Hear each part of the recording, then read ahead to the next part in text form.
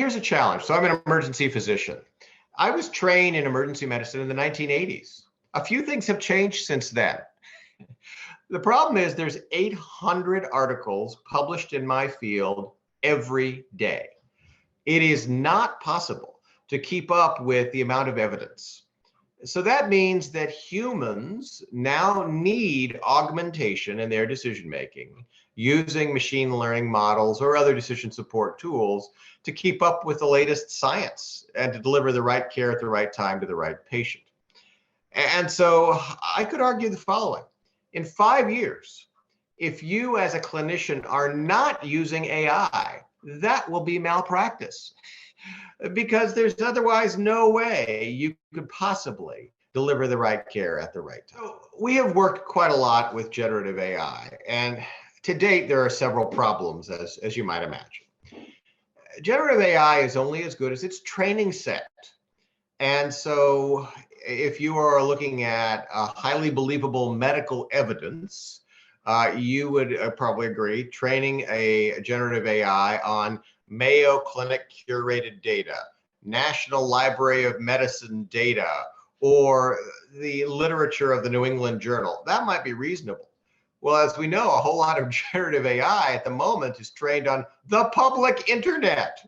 It's just as likely to suggest ivermectin to cure COVID, right? So it's just not quite ready factually to use in clinical decision support or direct patient diagnosis and treatment.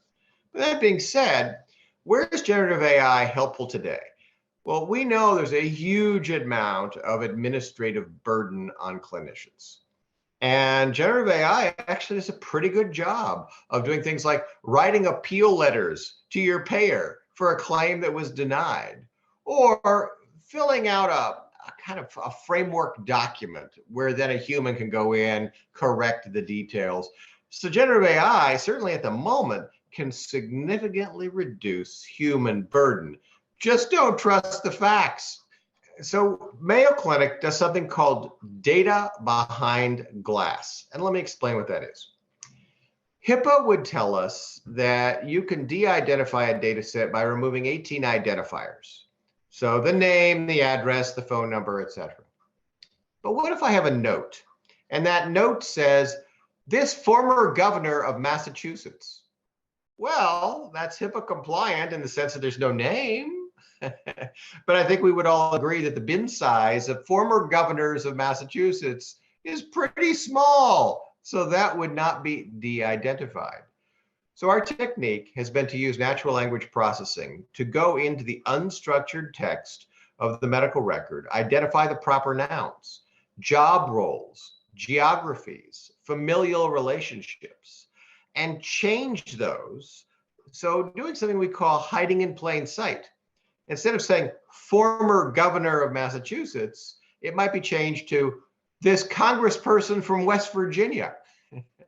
And the proper noun changes then make it much more challenging to re-identify any of the data set.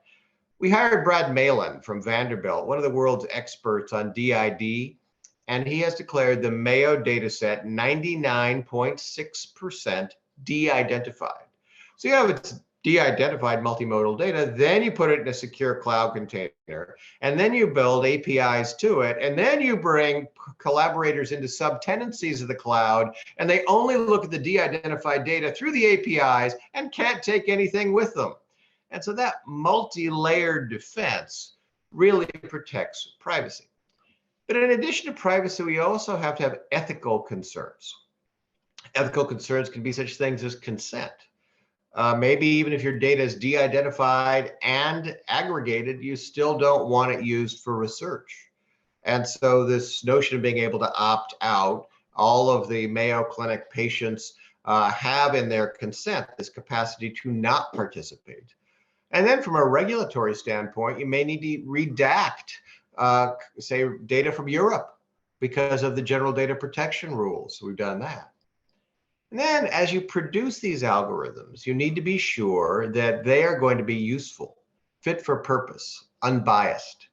And this is why it's so important for us to use multiple data sets, not just Mayo, but also Mercy and many others being brought on. So as you create an algorithm, it can be tested and validated against geographically diverse populations. They may have different income. They have, maybe a different education, maybe different exposome, the air they breathe, the food they eat. And therefore, you need to ensure ethics in the use of AI as well as privacy protection. So always look at transformation as three elements: technology, policy, and culture.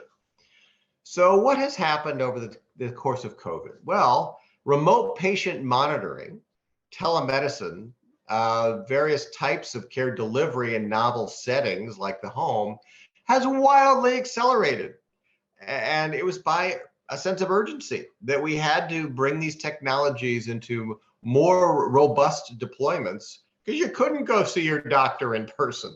So the technology stack, pretty good. Certainly, cloud computing gives us nearly infinite storage and infinite CPUs. And then the emergence of these tools for machine learning generation, generative AI, convolutional neural networks, and the like, they're pretty good. What about policy? Well, again, COVID gave us some interesting policy changes, such as reimbursement for remote care, or site of service, or licensure issues of people. So for example, I do 900 telemedicine consults personally each year, and I'm licensed in Massachusetts, California, and Minnesota, but I can now deliver a consultation via telemedicine anywhere and prescribe in several states. The policy drivers have also helped. I think most importantly is cultural change.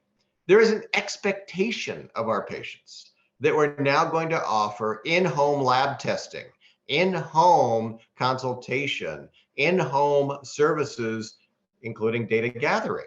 And so there's a sense that you're going to have to do this to meet patient need. And therefore, this COVID 3 years, which has been a tragedy, has also been an amazing enabler of the transformation of the kind of care we're delivering.